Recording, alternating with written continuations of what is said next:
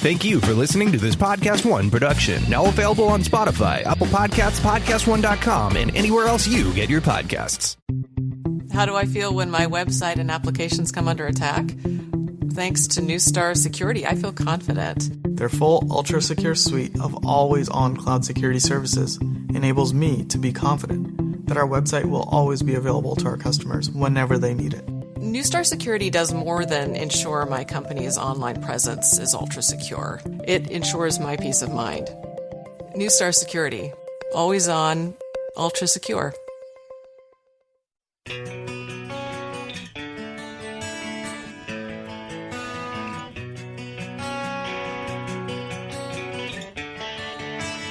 This is the Dan Abrams Law and Crime Podcast, Sirius XM Radio.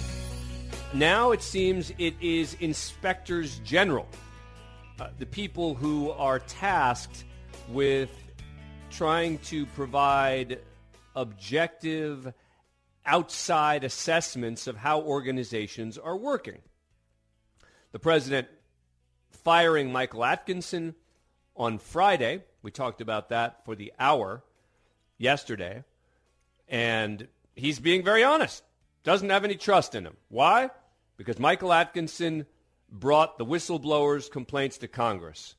He was too much by the book. And it seems that is a new problem. If you are an inspector general and you go too much by the book and you actually report your findings as opposed to the findings that the president wants, you are potentially at risk. And it seems it's not just Michael Atkinson. It's any inspector general report. Think about it. What the inspectors general do every day is they make evaluations of how particular departments are functioning. Are there problems? They're the person you can go to evaluate how an organization is doing. And that's why the rules specifically state that even when the president wants to fire an inspector general, he has to give a reason. Very unusual in government because these are such important, and I describe them as sort of law enforcement-like functions, right? Think about the police with internal affairs. No one likes internal affairs, but they're critical. You need someone who's going to be able to evaluate how they're doing their jobs. So it seems now that they've become the new enemy. Not just Michael Atkinson, because now it's the Health and Human Services Inspector General who did a report later part of March, interviewed officials from 300 hospitals, 46 states. The IG found, quote, severe shortages of testing supplies and extended waits for test results limited hospitals' ability to monitor the health of patients and staff. The hospitals also mentioned that they were still falling short of COVID-19 testing demands because they either lacked completed kits or the subsidiary parts to finish the tests. Okay, that's what the Inspector General found. The problem? That's not what the president is telling the country. And so immediately, the Inspector General must be a political enemy of the president. Can't be possible that this is actually what the Inspector General found. Must be politics, right?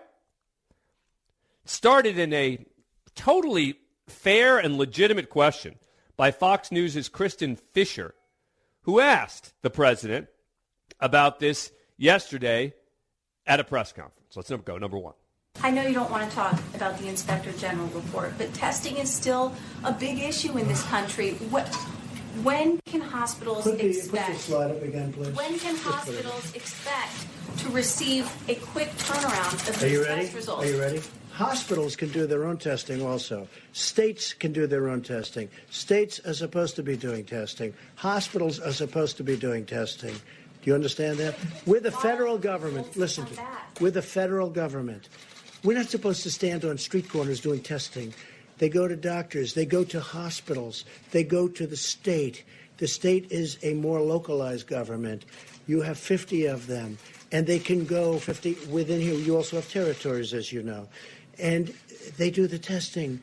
And if you look at the chart, if you take a look, did they put it up? Yeah. Just take a look. And these are testing, and the results are now coming in very quickly. Initially speaking, the tests were old, obsolete, and not really prepared. We have a brand new testing system that we developed very quickly, and that's your result. And you should say, congratulations, great job, instead of being so horrid in the way you ask a question. So if you don't understand the answer to that, you're not alone. It doesn't make any sense. The IG report found that the hospitals were having severe shortages of testing supplies. She's asking this question on behalf of the hospitals and what the Inspector General has found. But the president doesn't want to hear that because it doesn't support his narrative. And then, look, Kristen Fisher with Fox News there, but then she got a question from the person who is running this year, the White House Correspondents Association, one of the most well-respected White House correspondents in the country, Jonathan Karl, and of course I may be a bit biased because he's at ABC News, as am I. But look, you ask around. People will tell you Jonathan's a straight shooter. There's a reason he's got the position there that he does, because he's got the respect of the other White House correspondents. This is Jonathan Karl now following up on that line of questioning with the president. How long has that person been in government? Did serve in the previous administration. Oh, you didn't tell me that. Oh, I see. You didn't tell me that, John. You didn't tell me that. Did serve in the previous administration. You mean the Obama administration. Thank you for telling me that. See, there's a typical fake news deal. You asked me when she was appointed.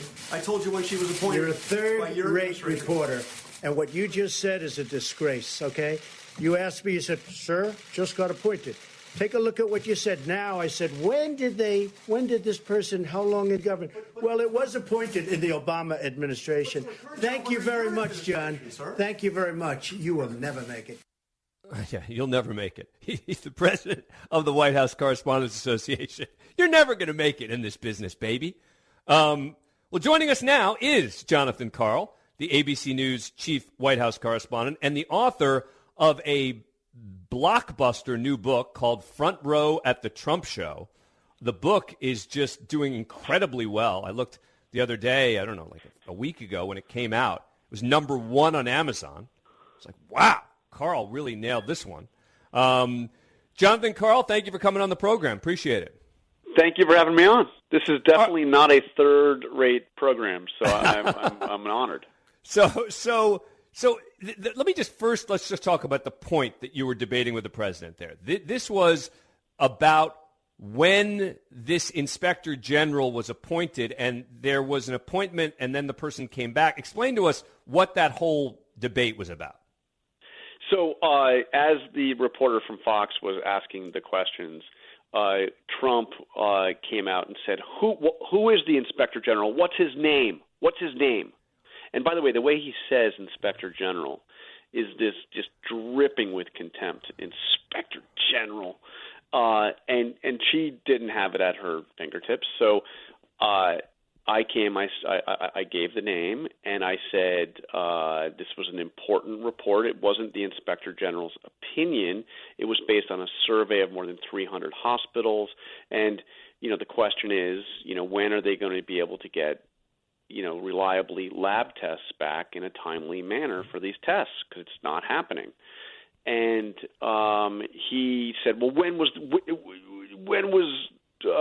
she appointed? And I didn't have that at my fingertips, so he went on to somebody else. And then I quickly got the answer, and I said, Mr. President, appointed in January of this year, which was not the answer he wanted. And he's like, well, we're going to have to get to the bottom of that. And then a little while later, this kind of went on. It was so weird. He said, but did this person, how long had this person been around? I said, well, did serve in the previous administration. Actually, it served since 1999. So it's a career government official we're talking about here.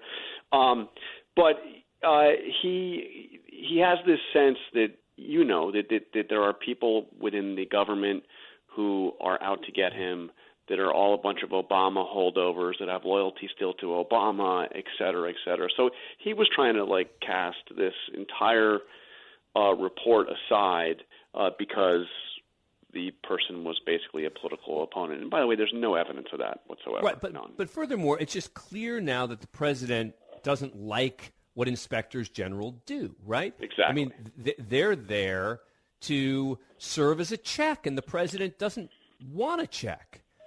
He doesn't want to be bothered with these people who are not simply loyalists. And I did the hour on this yesterday with regard to Atkinson being fired, and I had a lot of Trump supporters calling in saying, well, he's the CEO effectively of the company, and he can have people who are loyal to him.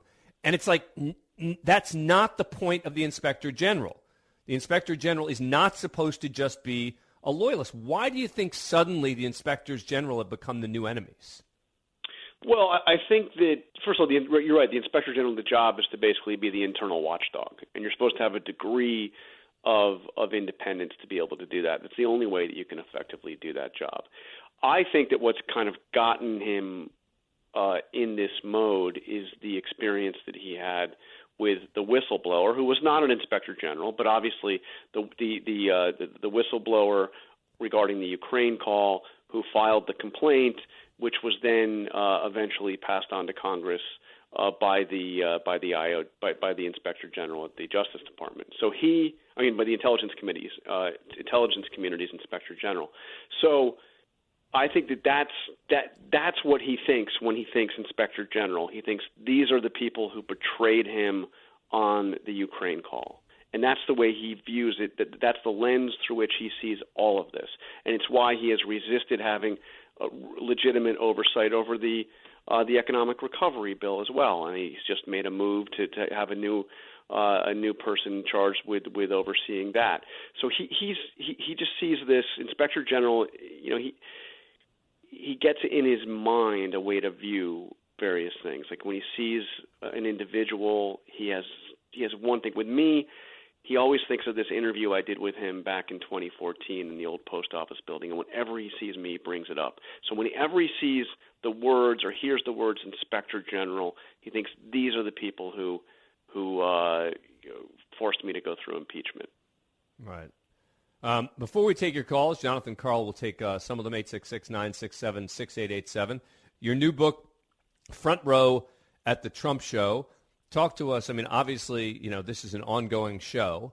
Talk to us about what you reported in the book and how that relates to what we're seeing today. Well, all the themes that I explore in this book are now on vivid display through this crisis. I wrote the book first and foremost as a story about what it has been like to cover Donald Trump. I actually met him back in the 1990s, did this big story on him for the New York Post, which I recount, which in hindsight is just mind-blowing. That this is on one hand, the person who went on to become president of the United States, and on the other hand, me. I also went to the White House at the same time and ended up the head of the Correspondents Association.